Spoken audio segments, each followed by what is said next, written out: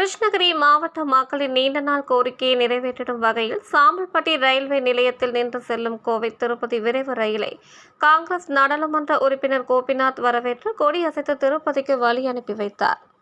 கிருஷ்ணகிரி மாவட்டம் சாம்பல்பட்டி ரயில்வே நிலையம் வழியாக கோவையில் இருந்து திருப்பதிக்கு விரைவு ரயில் நாள்தோறும் சென்று வந்தது.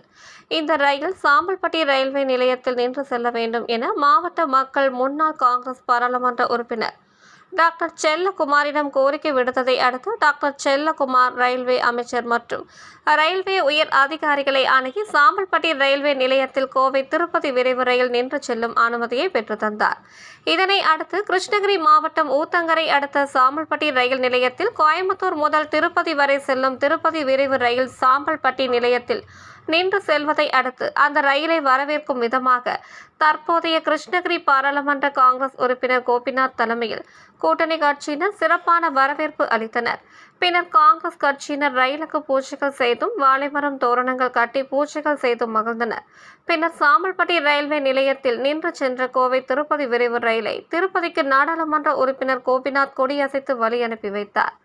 மேலும் இந்த விழாவின் போது முன்னாள் மாவட்ட தலைவர்கள் குமாரவேல், நாஞ்சில் ஜேசு, மாவட்ட துணைத் தலைவர்கள் PC சேகர், ரெகமத்துல்லா, முன்னாள் சட்டமன்ற உறுப்பினர் நரசிம்மன், மாநில செயலாளர் ஆறுமுகம், ராஜகுமாரவேல், மாநில பொதுக்குழு உறுப்பினர் ரகு, மாநில செயலாளர் ஏகம்பவாணன், வட்டார தலைவர் தனஞ்சயன், சேவத்தல மாவட்ட தலைவர் தேவராஜ் உள்ளிட்ட கூட்டணி கட்சியை சேர்ந்த ஏராளமானவர்கள் கலந்து கொண்டனர். நீண்ட நாள் கோரிக்கை நிறைவேற்றி வைக்கப்பட்டதால் அப்பகுதி மக்கள் மகிழ்ச்சியடைந்தனர்.